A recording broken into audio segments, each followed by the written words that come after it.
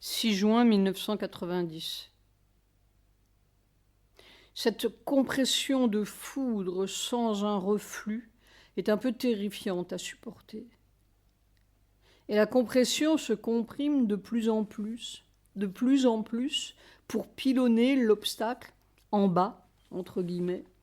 Chaque fraction de seconde est une espèce de miracle un peu terrifiant.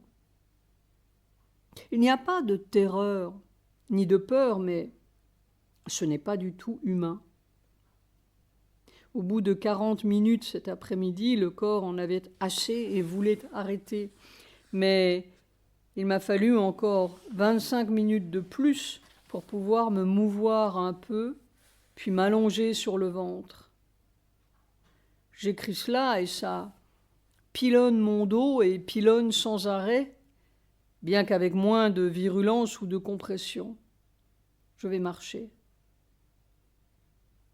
Sans reflux, la crampe infernale arrive à se tenir tranquille. Tout est foudroyé. Point d'exclamation. Est-ce que ça ne finira pas par éclater? Ce que tu voudras, oui. On est comme un baril de poudre. Soit on se dit, mais enfin, il devrait y avoir une limite à tout ça. Mais il semble ne pas y en avoir. Sujata me dit, c'est comme votre vision du canal qui passe sous vos pieds, et immédiatement à gauche, ça devient un océan. Un océan, ça n'a pas de limite, dit-elle. Oui, mais le pont en a peut-être. Je ne sais pas. Tout de même, cette foudre, F majuscule, doit bien entrer un peu dans la terre. 7 juin 1990. Ça devient si périlleux et impossible, entre guillemets, chaque fraction de seconde. Jamais subi pareil coup de boutoir. Forcené. Oui, comme pour défoncer un mur, mais le mur, c'est moi. Ou quelque chose dans ce corps. Toute la difficulté est d'ordre mécanique. Le squelette. Comment se laisser écrabouiller? Un squelette, ça tient absolument à rester en place. 9 juin 1990, conversation avec Sujata. Mars intensément rouge. Mer court. Sujata. Nous sommes le 9 juin. Oui. Cette nuit, je n'ai pas si bien dormi, un peu par morceaux. Mais j'ai vu deux choses qui pourraient être intéressantes. Je ne sais même pas si la deuxième était la suite, mais je ne crois pas. Je crois que ce sont deux choses différentes. La première, j'ai ouvert les yeux et j'étais allongée dans un lit, mon lit, je ne sais pas où, probablement chez moi, et vous étiez aussi endormi dans votre lit, dans votre chambre qui était contigue à la mienne. Je ne sais pas si je vous ai vu, mais vous savez, il y a des certitudes. Alors, je savais que vous étiez là endormi. Et puis, tout d'un coup, je me suis trouvée toujours dans mon lit, en tout cas sur mon matelas, probablement sur mon matelas, sur un trottoir, riant, endormi. Et puis j'ai regardé le ciel. Vous savez, j'aime bien regarder les étoiles. Et j'ai regardé les étoiles, très brillantes. Je ne sais pas pourquoi, je vois toujours à travers les branches d'un arbre certaines étoiles, des branches un feuillage très léger, un peu comme celui des tamariniers. Et puis je voyais deux étoiles rouges. C'était probablement des planètes. L'une était très brillante, plus brillante que l'autre.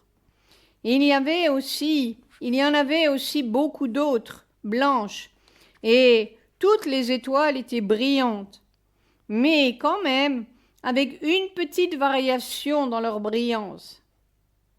Et puis, quelqu'un m'a parlé qui voulait comprendre, et j'ai dit « Regardez Mars ». Il a dit « Quel Mars ?» j'ai répondu, voilà, celle-là. Il y avait 2 étoiles rouges et celle-là était juste devant.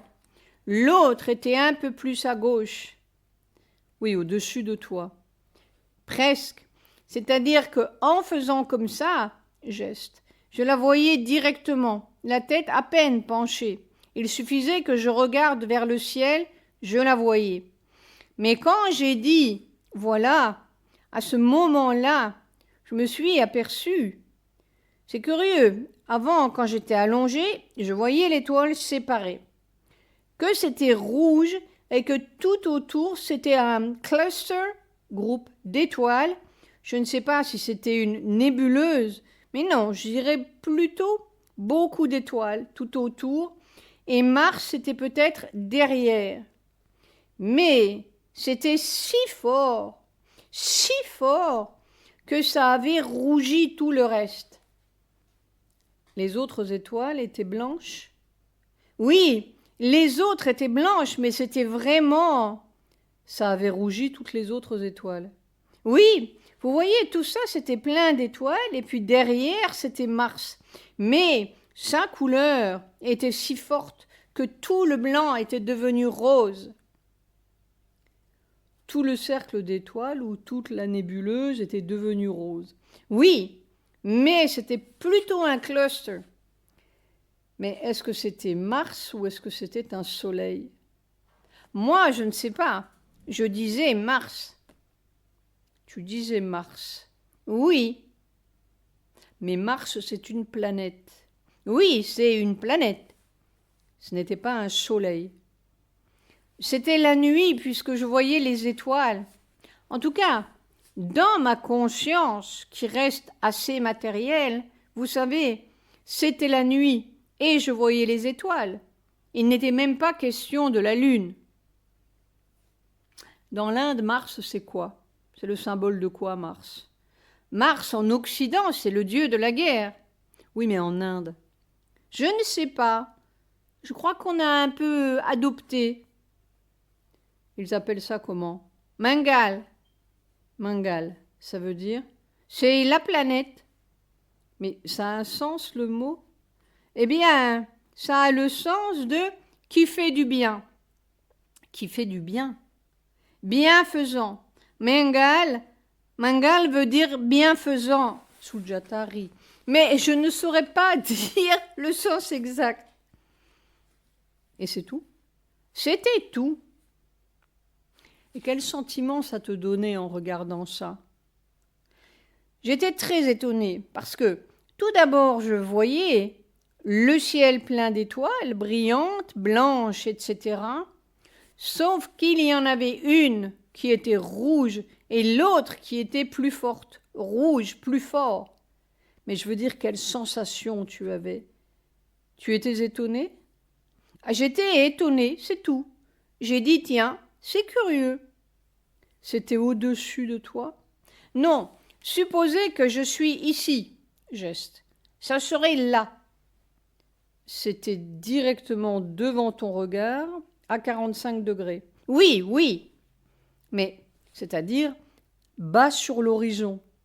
Non, parce que j'avais la tête, carrément le visage vers le ciel. Non, c'était peut-être comme ça que je voyais. Si je levais mon bras comme ça, je verrais. À 90 degrés, excuse-moi. C'est le marin qui est précis. Rire. Je ne peux pas vous dire. Je peux seulement vous l'indiquer. Bon, peu importe. C'était, je crois, ni 45, ni 90, c'était peut-être 70 ou 80 degrés, selon ton astrolabe. Rire. Oui, ça c'était une partie. Et après, je ne sais pas si... Ça doit être différent. Enfin, tu sais, dans ce monde-là, les choses se succèdent. On peut voir presque 10 choses en même temps qui ne sont pas nécessairement reliées, sauf quand c'est des visions de la nouvelle conscience. Alors c'est très clair. Et puis, alors, après, je me suis trouvée au bord de la mer, probablement à Pondy. Et puis, je ne sais pas, C'était toute une histoire, c'était avec mère. Non pas que j'étais avec elle, mais l'histoire tournait autour de mère. Puis j'ai oublié tout le reste, sauf ce qui est resté dans mes yeux. Ça reste, n'est-ce pas? Tout ce qui s'est passé dans la tête, conversation, oublié. Alors, j'ai vu mère. Elle était dans une voiture. Elle est descendue de la voiture et elle a commencé à marcher. Elle marchait, il y avait des maisons, il y avait la route, les maisons. À ce moment, ce n'était plus au bord de la mer, c'était à l'intérieur. Elle marchait sur la route, près d'un trottoir. Supposez que nous allions comme ça. Elle serait à gauche, presque épousant le trottoir. Elle marchait. Quelqu'un était avec moi. Je crois que c'était Soumitra, mais je n'en suis pas sûre. Et nous étions de l'autre côté, aussi sur la route, pas sur le trottoir. Il y avait un trottoir là aussi. Mais là, de ce côté, c'était comme s'il y avait des building materials, matériaux de construction. Vous savez, sable, briques, etc.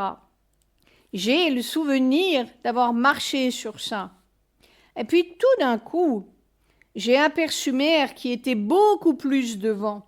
J'ai dit, dépêchons-nous. Et elle marche si vite et nous sommes plus jeunes. Et regardez comment nous marchons si lentement. Puis j'ai regardé vers mère et j'ai vu qu'elle courait. Elle ne regardait ni à droite ni à gauche. D'abord, elle marchait très rapidement et c'est à ce moment que j'ai dit avancez, n'est-ce pas? Elle avançait si rapidement. Et puis, à un moment donné, j'ai vu qu'elle courait. Oui, les choses vont très vite. La préparation va très vite. Extérieurement, on voit bien une accélération.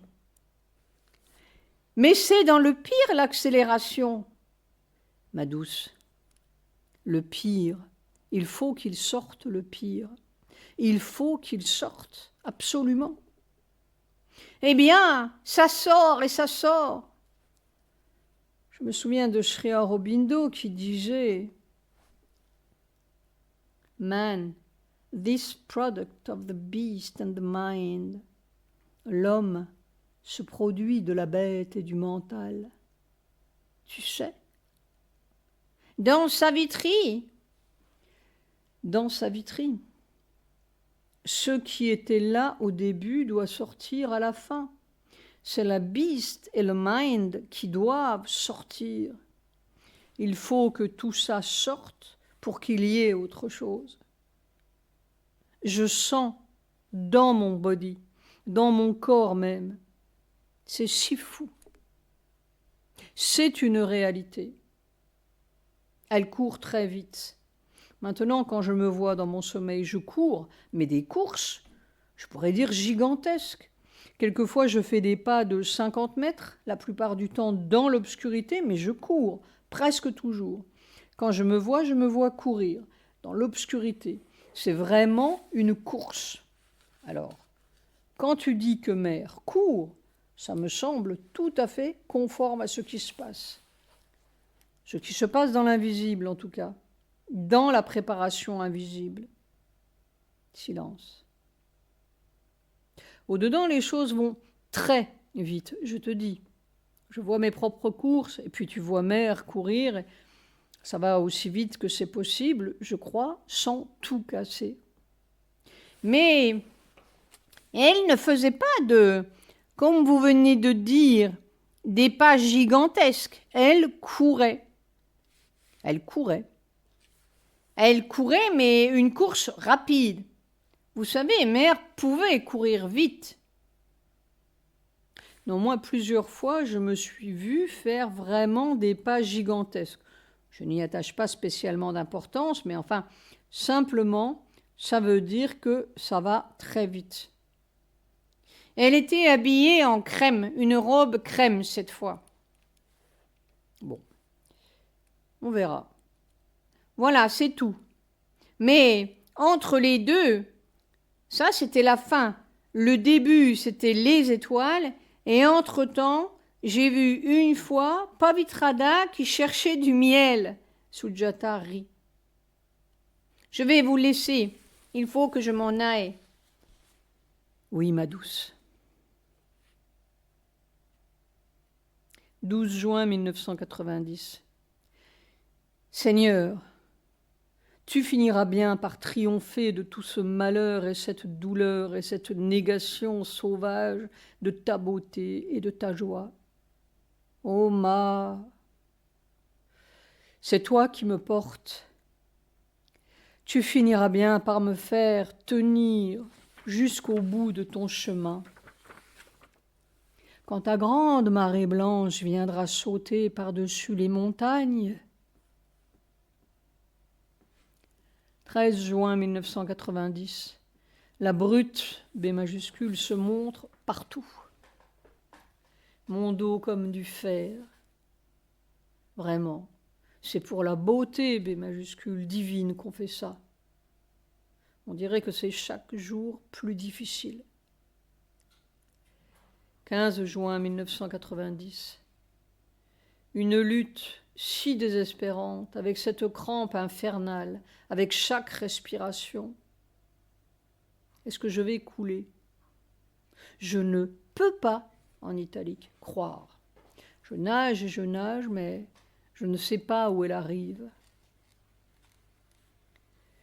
C'est tout ce système animal qui doit changer. Peut-être qu'une autre sorte de corps se construit là-dessous. Tout ce système est organisé minutieusement et microscopiquement pour qu'on ne puisse pas en sortir. Ce sont les millions de gardiens. C'est ce côté microscopique qui me fait dire que la solution est peut-être d'ordre atomique. Mais alors, c'est ce manteau, entre guillemets, atomique ou électronique qui doit changer de structure sous l'effet de cette puissance. Eh bien, la rive est loin. On ne sait pas. Elle est peut-être là. Souvent, très souvent, je me souviens de cette phrase de Sri Aurobindo, « A last blow from the Supreme and the thing is done ». Un dernier coup de la force suprême et la chose est faite. Alors je nage et je nage. Troubles en Roumanie. Hitler s'en va et il laisse des tas de petits. Ziua s'en va et il laisse des tas de petits. Ceausescu s'en va et il laisse des tas de petits. Et ainsi de suite. Pétain et Doriot s'en vont et ils laissent des tas de petits. C'est tout le système humain, entre guillemets, qui doit changer, atomes, papes et bagages compris. Nuit du 15-16 juin 1990. Dans le sommeil profond, je m'évadais d'un camp de concentration que je ne voyais pas. C'était l'obscurité complète. C'était la mer. Je nageais. Devant moi, sur un canoë, un gardien avec une sorte de projecteur qui n'éclairait guère. Je nageais entre deux eaux pour qu'il ne me voie pas. Je m'étonnais de la rapidité de ma nage. Tout était noir. Je nageais. 1000 fois le corps a envie de dire qu'il n'en peut plus et il continue 1001, 1002, 1003. C'est peut-être l'océan d'inconscience des Védas, quand l'obscurité était enveloppée dans l'obscurité. Il faut remonter au tout début des temps, à l'origine du maléfice. Il faut que la terre soit délivrée de ce malheur, M majuscule. Sinon, ce sont éternellement les petits Hitler à recommencer. Mère disait, Sri Aurobindo a ouvert les portes. Quand nous serons capables, nous passerons par ces portes. Il faut être capable. On comprend alors ce que veut dire une nouvelle évolution. Une espèce nouvelle, ce n'est plus quelque chose qui traînera des virus et des obscurités, ni tout le fardeau de la vieille mort. 16 juin 1990, soir. Pourquoi cette impression ou sensation dans mon corps que le tournant, T majuscule, est pris? Je veux dire que l'on entre dans le tournant. 17 juin 1990. Est-ce que ce cylindre de foudre ne va pas finir par éclater en quelques millions de morceaux? C'est tout à fait comme les grands cylindres de fonte que j'ai vus dans les garages. C'est si terrible, si terrible. Le corps est dans un perpétuel « je n'en peux plus » qui peut. Il faut qu'ils me tiennent bien dans le creux de leurs mains parce que... Soir. Je me souviens du temps où je parlais de l'éprouvette BE23 ou du bocal. Je ne me doutais pas que l'éprouvette ou le bocal était en fonte consolidée. Cela me donne toute la mesure du chemin parcouru. Plus on s'enfonce, plus c'est dur. 19 juin 1990. C'est une lutte si épuisante et suppliciante contre un obstacle, toujours le même, bear and endure. Soir, vallée tranquille. C'est toi qui ferais ton chemin à travers tout ce mensonge et ce malheur. Naturellement, le mensonge et le malheur résisteront et déchireront et supplicieront tant qu'ils pourront. Il n'y a pas à espérer qu'ils changent ou s'améliorent. Mais il y a peut-être un ressort au fond de tout ça. Il faut aller jusque-là. J'ai l'impression que c'est cela l'expérience de mère. Tout au fond de l'inconscience la plus dure, la plus rigide, la plus suffocante. C'est cela qu'il faut traverser et, en majuscule, vivre. Plus je m'enfonce là-dedans, plus je prends conscience de l'œuvre divine. 22 juin 1990, Iran, tremblement de terre. Les fondamentalistes sont allés voir le fond des choses. 24 juin 1990, je vis des choses invivables. C'est difficile de vivre des choses qui n'ont jamais été vécues. Le corps ne sait plus rien. Il sait ça, c'est majuscule, mais